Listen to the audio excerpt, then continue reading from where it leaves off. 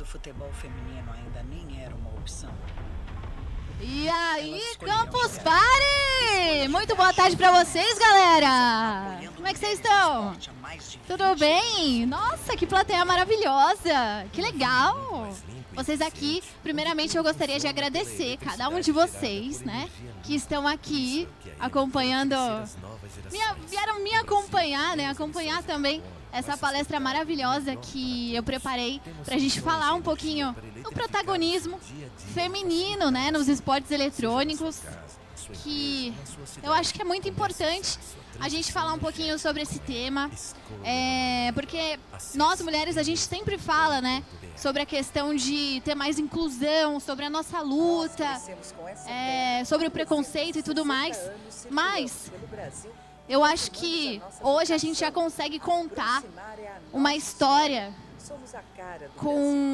uma história de mulheres que vêm se destacando no cenário, que vêm virando referências, né, para outras mulheres, que vêm se tornando inspirações. Então é por isso que eu tô aqui hoje, tá, gente? Pra gente falar um pouquinho desses destaques, dessas conquistas, né? E também, claro, falar sobre os desafios que a gente ainda enfrenta. Porque a gente não chegou lá ainda, a gente está caminhando aí para que tudo dê certo, né, galera? Bom, vamos lá então, a gente vai começar... Opa! Acho que eu tô apertando coisa demais aí. Primeiro, né, eu vou me apresentar para vocês, né? Muita gente talvez aqui não saiba quem sou eu. Eu sou eu, não, brincadeira, gente. Eu sou eu também. Mas, eu tenho 27 anos, tá? O meu nome não é Tauna, o meu nome é Carol, Ana Carolina, na verdade, né? Só que muita gente acha realmente que o meu nome é Tauna. E porque assim, já faz tanto tempo que eu tô no cenário, que a galera já olha pra minha cara e fala, ah, não, aquela lá é a Tauna e tal. E quando eu falo que o meu nome é Carol Oliveira ou Ana Carolina, a galera se espanta, fala, como assim, Ana Carolina? Quem que é essa, né? Então, o meu nome é Ana Carolina, vulgo Tauna, tenho 27 anos, sou apresentadora e repórter de esportes eletrônicos, né? E aqui eu coloquei duas fotos icônicas da minha carreira. Claro que já faz um bom tempinho, né, que eu comecei nessa área de entrevistar os jogadores, apresentar os palcos e tudo mais. Mas aqui em 2017 foi bem no comecinho. E a gente estava lá na fase de entrada do MSI, que foi um evento extraordinário que a gente teve aqui no Brasil, né, do nosso LOLzinho. O MSI, cara, vieram equipes que a gente nunca imaginaria ter aqui no Brasil, como SKT, G2, TSM, que vieram aqui no Brasil. Os casters da gringa vieram para cá. E essa foto aqui foi lá em São Paulo, foi aqui em São Paulo, mas a fase de grupos e a final foi lá no Rio de Janeiro, que foi incrível, galera. E aqui, em 2019, eu já estou no Mundial de Free Fire. A gente atingiu 2 milhões de espectadores ao vivo lá no Rio de Janeiro.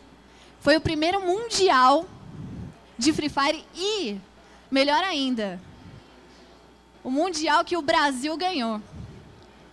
Corinthians saiu vitorioso nesse dia e, cara, eu tô até arrepiada, assim, eu até me arrepio de lembrar daquela atmosfera, da galera lá da torcida, fazendo barulho, fazendo bagunça para que o Brasil vencesse. E era naquela época que o Free Fire, cara, a galera tava louca pelo Free Fire, né? Foi aquela época que o Free Fire realmente teve o seu boom, né?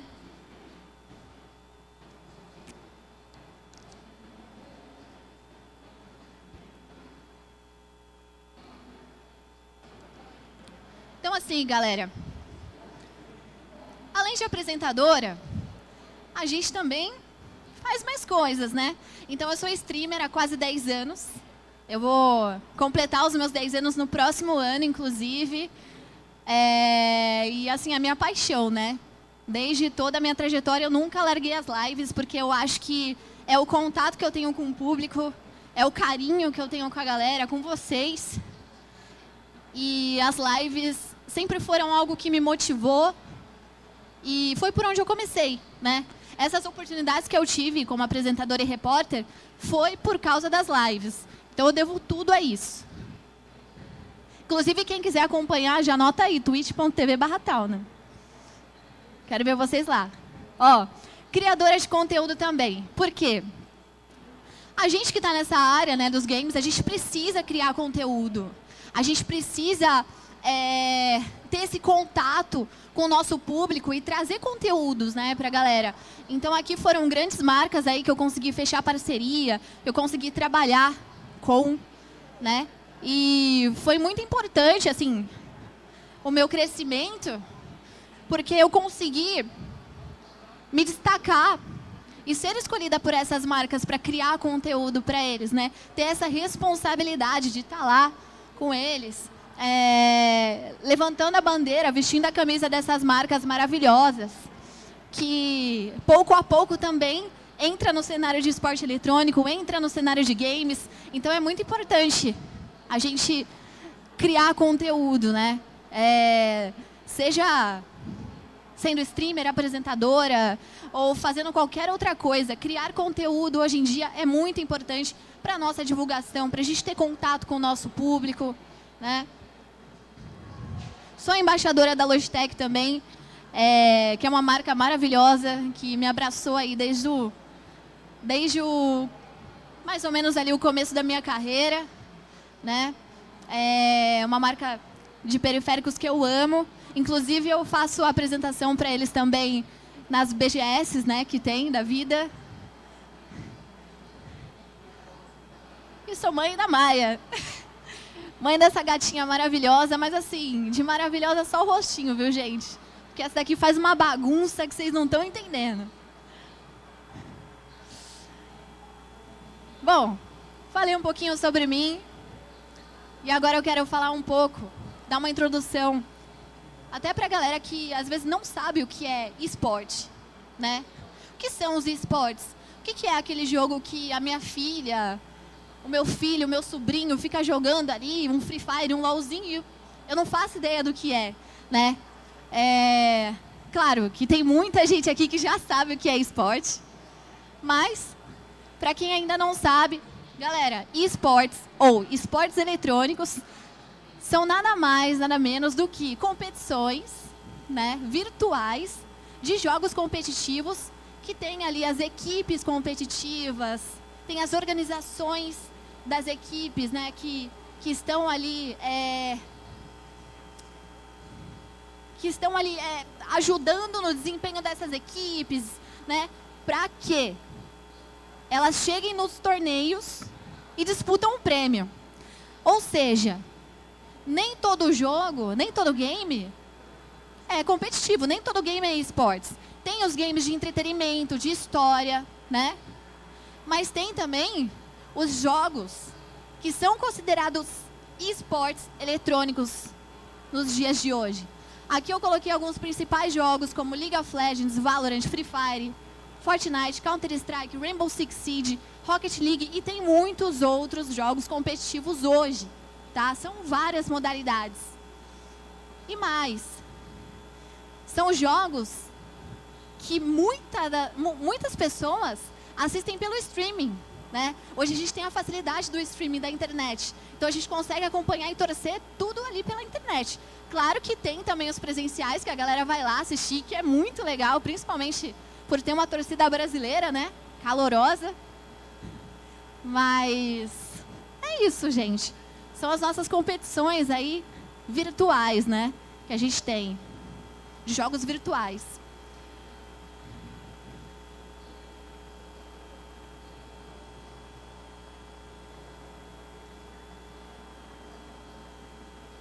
E aqui, galera, começa o início das coisas, assim. Eu vou começar contando um pouquinho para vocês sobre a minha experiência de vida, tá? Por que caminho árduo? Já já vocês vão entender. Mas olha só, em 2014 foi quando eu de fato conheci os esportes e falei assim, gente, eu quero virar uma jogadora profissional. Eu quero ser uma jogadora de um time, né? Eu quero ter um time, uma equipe, eu quero competir. E aí, o que aconteceu? Eu entrei numa equipe feminina, né, na época.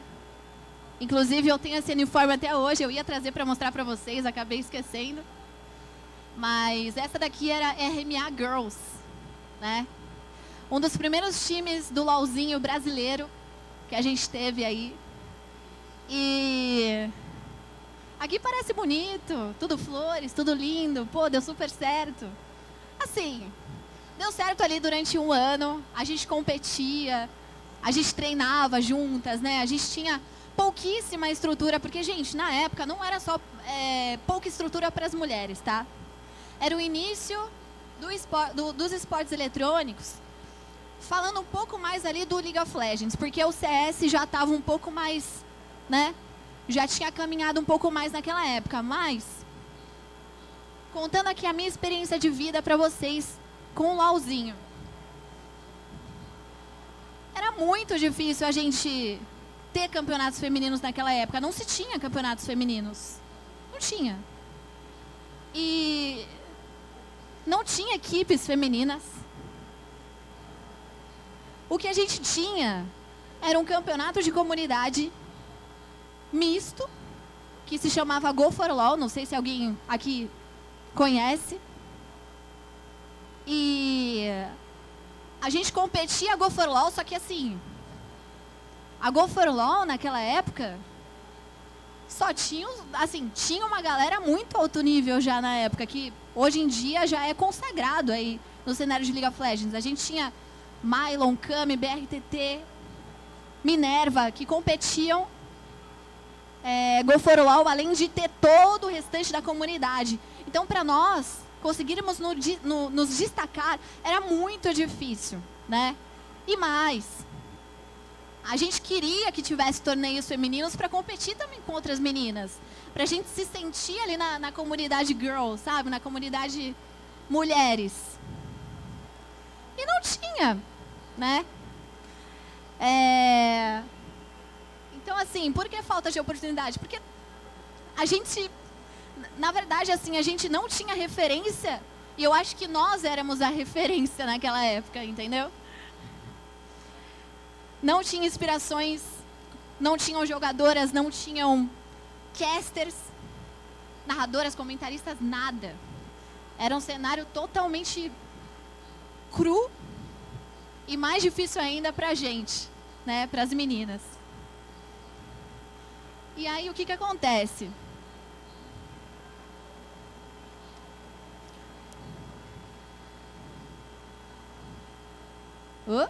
Aí, em 2017, fui contratada como a primeira repórter do CBLOL. Depois que eu já estava jogando LOLzinho, fui jogadora de time e parei. A gente deu desband no time. Continuei fazendo live, porque na época eu já tinha começado a fazer. E aí, em 2017, consegui ali uma porta de entrada, né? Então, essa daqui é uma das primeiras entrevistas que eu fiz no estúdio da Riot, inclusive. E passei por uma seleção, eles fizeram uma seleção ali com as meninas e tal, para ver quem seria a repórter, né? E no meio de 5 casters, eu era a única mulher e repórter ali do CBLOL. Mas por que eu acho que é uma grande porta de entrada? Porque depois o olhar começou a mudar para mais apoio e inclusão. Depois de um tempo, eu entrei na Pro League, LBFF, e a gente já tinha, em 6 casters aqui, a gente já tinha 3 mulheres, né? Então, o que quer dizer? 2 anos depois, a gente já conseguiu aqui, ó, 3 mulheres no time de casters de CBLOL. Em 2021, outras grandes competições começaram a incluir mais mulheres. Isso aqui são os casters do CBLOL e Academy de 2023. Mas desde 2021 eles já estavam ali movimentando e mexendo no elenco. Aqui a gente já tem 5 mulheres no casting.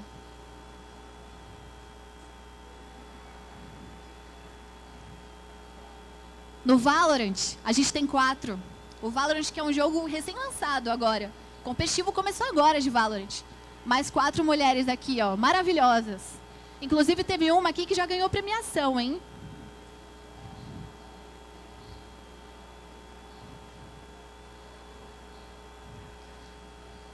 Começaram a nascer mais campeonatos femininos.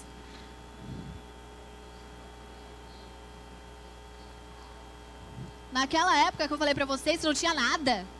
Isso aqui era nosso sonho. A gente tava lutando lá do começo pra isso aqui acontecer, tá? Ignis Cup, um campeonato de League of Legends, que começou agora, se eu não me engano, acho que ano passado, tá? E Game Changers, que é um campeonato de Valorant, que vem acontecendo várias etapas no ano. E por que isso é importante? Para as mulheres poderem se desenvolver mais. Porque não adianta ter um campeonatinho ali feminino, o campeonato acontecer num final de semana, em 2 semanas ali e acabar, e não ter mais, só ano que vem. A gente quer mais. E eu acho que o Game Changers é um exemplo disso. Porque são várias etapas durante o ano, tem mundial no final do ano. É isso que a gente quer, né? E a Ignis Cup demorou quase 10 anos. Aliás, eu acho que o CBLOL já tinha 10 anos depois que lançou a Ignis Cup, ou quase isso. Para o CBLOL abrir portas e trazer as meninas, né? Então a gente tem aqui os grandes times, grandes organizações investindo em line-ups. Né? A gente tem a Loud, Team Liquid, PEN, B4, do Rainbow Six, né? E isso é muito importante pra gente. Pra gente é uma conquista a gente chegar até aqui. Porque imagina, né? Eu que tô no cenário há quase 10 anos ali, não tinha nada. Gente, quando eu vi a Ignis Cup acontecendo, eu chorei.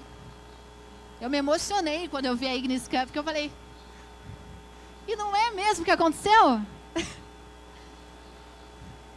E acho que o mais legal de tudo é que essas mulheres que estão competindo e que estão narrando hoje, comentando, analisando, coisa que a gente nem imaginava naquela época. Elas estão aqui, ó, ganhando premiações, né? Em diferentes funções. Diferentes funções, jogadoras, apresentadora, narradora.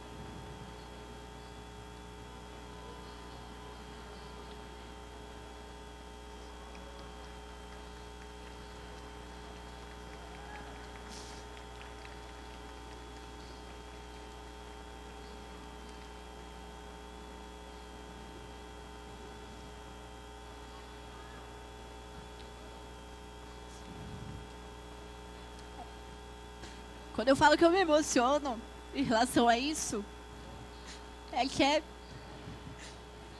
de verdade, assim, é muito emocionante ver toda a luta que essas mulheres têm, né? E todo o caminho que todas precisaram percorrer, porque não foi fácil. Eu tenho certeza que não foi fácil para cada uma delas que estão aqui hoje, né?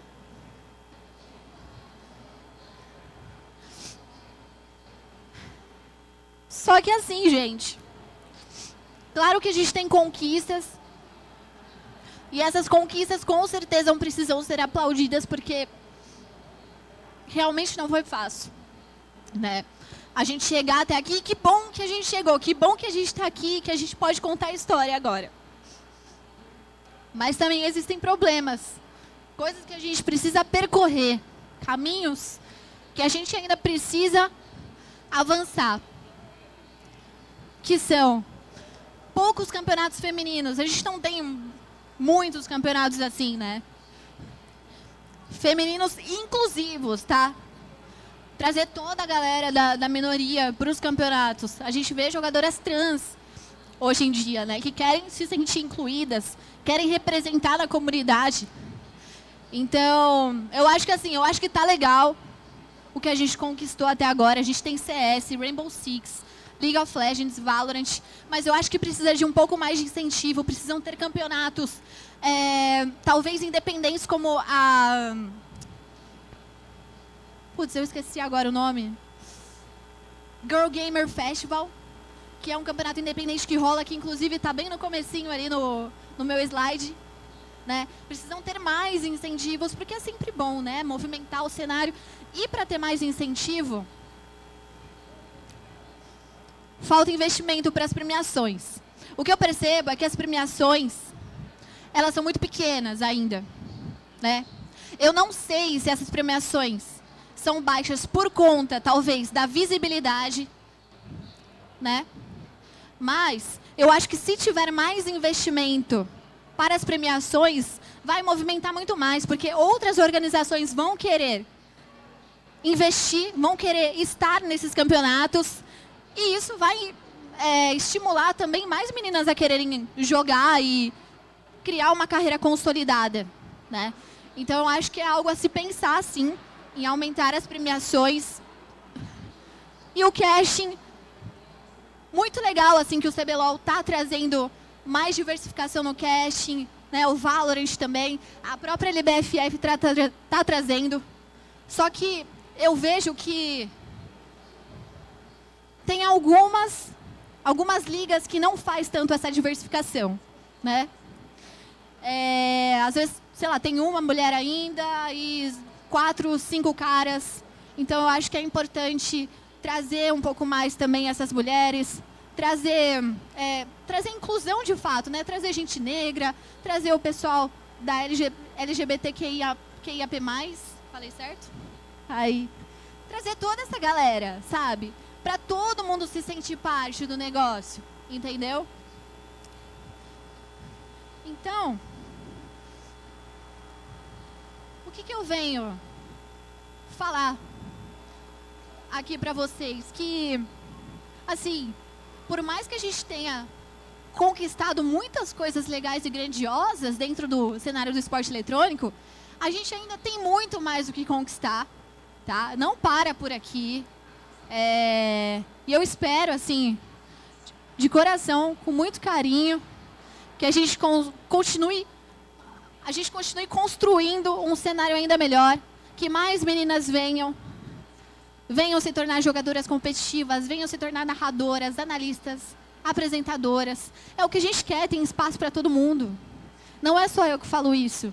As outras meninas que estão lá também, que chegaram lá, também falam isso. Tem espaço para todo mundo, é só vocês quererem. E nunca deixar alguém falar que você não pode, falar que você não é capaz, entendeu? Porque a gente está nessa luta todas juntas, né? Então, assim, eu espero de coração que esse cenário ainda continue se desenvolvendo e dando oportunidade para a gente. Obrigada, gente.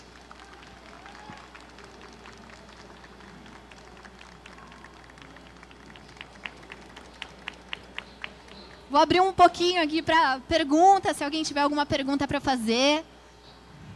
Se alguém quiser falar alguma coisa. Alguém? Alguém? Quer fazer alguma pergunta? Sem dúvidas por aqui? Ah, então tá bom, tá ótimo então. Então é isso, gente. Muito obrigada.